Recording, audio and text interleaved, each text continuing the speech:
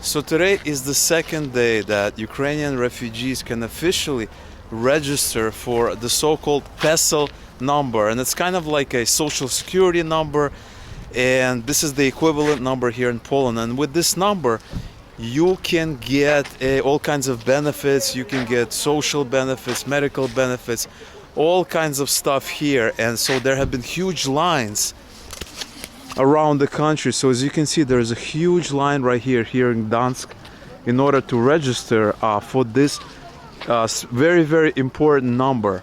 And this is actually the second day that it's possible. And so on first day, yesterday, it was a lot worse. So here's kind of what we have. And there's a little kind of tent here where they're kind of helping people out. And so here's some information. ID number for Ukrainian citizens. So Marina here can register. I cannot. And so there you go. There all the terms and conditions there. That is kind of what you have. And so apparently they can do it here. And then there's another place there. I don't know what's going on over there, what the situation is. So we kind of have to figure out. Oh, I definitely cannot register for this number. Marina can. So we still need to kind of figure out what the situation is. Can I exist without this number? Do I need this number? How do I get this number if I want to stay here? It's still kind of in flux because the rules and the laws are being enacted as we speak. You know, guys, if I gotta be completely honest with you, today was like the first day when I woke up and I thought to myself, Poland is ideal. It really has everything that I personally need. You know, fast internet for working, very, very important. Cheap data plans, right? This is all very, very important to me because I do a lot of work online. So connectivity is super critical. Here in Poland, the internet is very fast. Beautiful cities to explore, right? This is important because it motivates you when you're walking around cities such as this. History all around you. Good location within Europe if you want to travel anywhere in Europe, really, right? Nice connections everywhere. There's Allegro, right, for ordering like random stuff that, you know, I ordered from Amazon in the US or, you know, in other countries from their own stuff. So it has a lot of things, right? It has a lot of things going for itself. Now, of course, these are the things that are important to me. Marina has also an overlapping list of priorities that are important to her. Some things she shares with me. Some things she puts a higher priority on than myself. You know, the question of stability, the question of settling down somewhere, you know, super secure, super stable. So there's a lot of kind of things to talk about, you know. And then the fact is getting a job in the future. I work online. Marina has a job right now, but in the future, who knows, right? Nobody really knows. Maybe it's going to be time for her to enter the local job market. And so, you know, Poland is supposedly great from what I heard. But, you know, for Marina and kind of persons like her, countries like Germany might be a better fit, right? So whereas I'm kind of a digital nomad, so to speak, Marina requires more of a local job market situation. So as far as I'm concerned, like Poland is super ideal. It's got everything that I truly need, truly require. But we need to make sure our interests as a family align, and that we, you know, find something that we're both gonna be super happy with. But there are two problems kind of looming on the horizon. The first problem is obviously the influx of refugees into the country, and it's getting more and more drastic every day. And we actually have like a first person account. I mean, we're keeping in touch with people that are leaving Ukraine, in the process of leaving Ukraine. And some of them have reached Lviv. And for a while, they kind of stayed in Lviv. And now a lot of them are like, listen, I cannot stay in Lviv anymore. Yes, it's safer than other cities, but I'm just so tired of, hearing those sirens all the time, because Lviv supposedly has siren, is undergoing that kind of same thing as the other cities. And so a lot of them are actually leaving Ukraine altogether and going to Poland, obviously. So Marina has some friends, relatives that are in Lublin. I think they're either on the way to Lublin or they are already in Lublin. Они уже в Люблине, да? So today they just arrived to Lublin, and these are friends, relatives from her home city of Kharkiv. And after Lublin, who knows where they're gonna go? Maybe they're gonna, they don't know where to go, because right now Krakow and Warsaw are full, right? They're completely like overflowing. Lots of refugees. It's hard to find an apartment. It's hard to find anything. It's crazy what's happening right now. And so those cities, people are beginning to understand that those cities are not an option anymore. So what's the other option? Go to Germany, or maybe go to Gdańsk. And so a lot of people are going to be coming to Gdańsk. That's like the first issue. And so there's going to be a lot more people, a lot more stress on the whole system.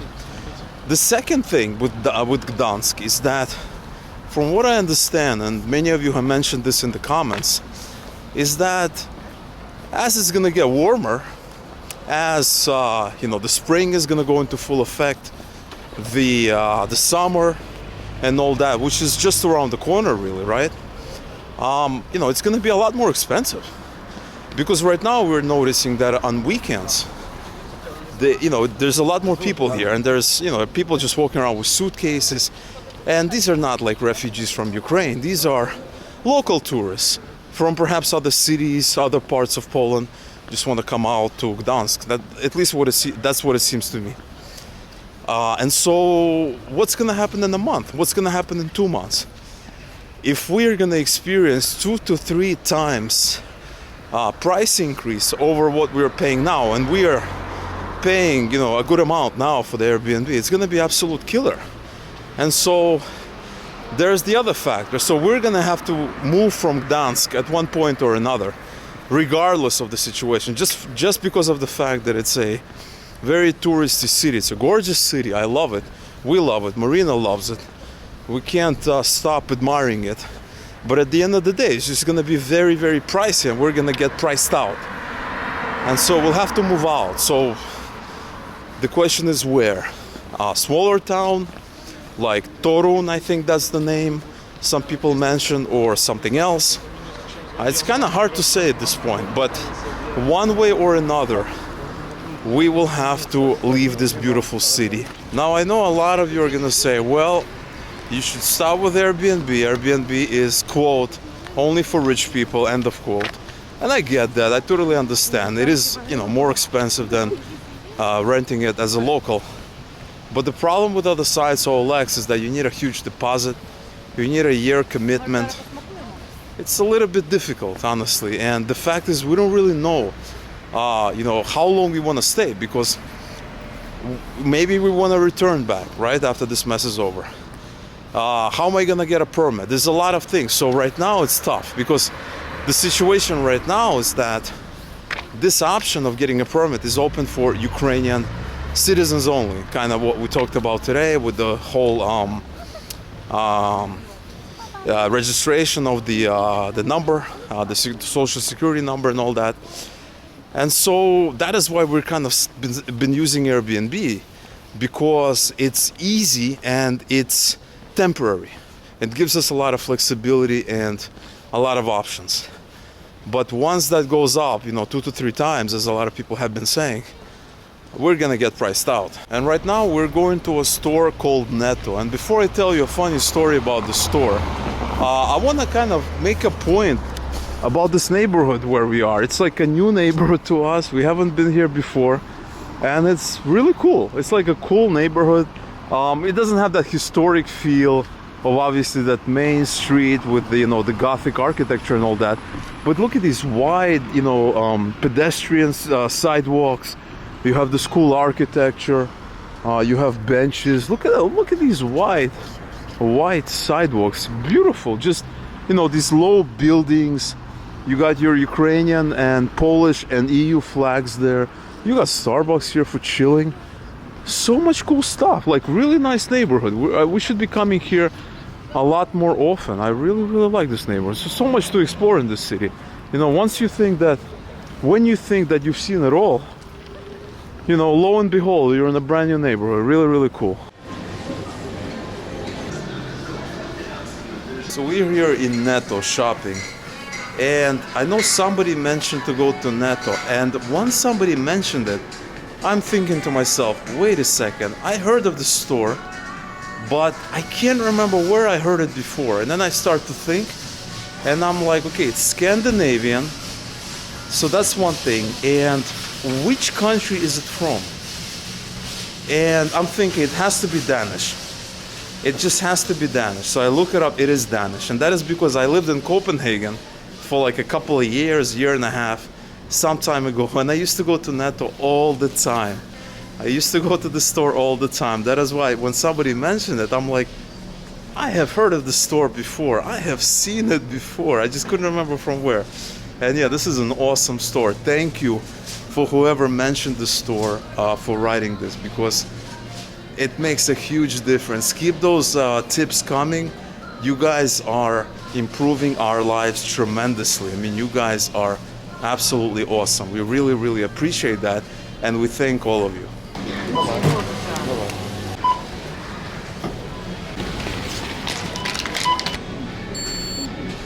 Now, one thing I forgot to mention is that when you're walking around Gdańsk, you hear a lot of Ukrainian or Russian. And so I don't know if these are people that have been living here for years, or they also immigrated here.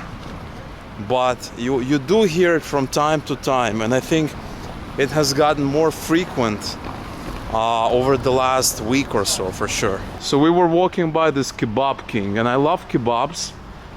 And if there's anything that I love more than a kebab, it's a good kebab. So hopefully the meat is gonna be good, it's gonna be tasty, it's gonna melt in your mouth. Let's go and see.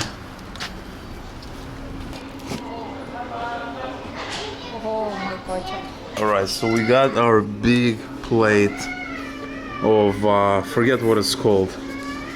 And this is gonna be for two of us. There's no way about it. This plate is absolutely enormous. And I also got my ayran. I really love ayran. I drink it in the summer. I drink it when I have Turkish food. Really awesome. I used to buy it in Ukraine. And if I can find it here, I will buy it here as well. And we got orange juice for the lovely lady here. Bon appetit to everybody. So the meat is really good. It's very thinly cut. I'm used to it being a little bit thicker, but they have another way of doing it here. Really good. And the sauce, really cool sauce. It's a little spicy, not too bad, but really good. And I got my ayran. And I love ayran. I absolutely love ayran. I remember I went to Turkey once, the first time, and I was sitting in the south of Turkey, eating at like a local place, right? Completely local place in the middle of nowhere. And I'm looking around, and everybody's drinking this white kind of drink, and I'm like, I also want it. And I believe it's an acquired taste. Some people like it. Marina doesn't like it. I personally like it. Some people are neutral about it, but I absolutely love it. And ever since, I always been drinking it. Really good stuff. So that was a pretty good Turkish food, actually. Exceeded my expectations. Let me know if there's another place that's supposed to be good. Another thing I really like about Gdańsk is that there's lots of variety of different food. You know, you want Italian food, there's Italian food. You want Turkish food, you can find it. You want Chinese food, it's there. We just passed the Chinese restaurant. So there's a lot of variety, and I didn't really expect that. I thought like, okay, it's gonna be a lot of Polish, maybe some Starbucks here and there. And it seems like there's a lot of different choices. So, you know, depending on, you know, what you wake up in the morning, you're like, well, I want to have, you know, Chinese food today for lunch. You can find it. So that's another really pleasant surprise here.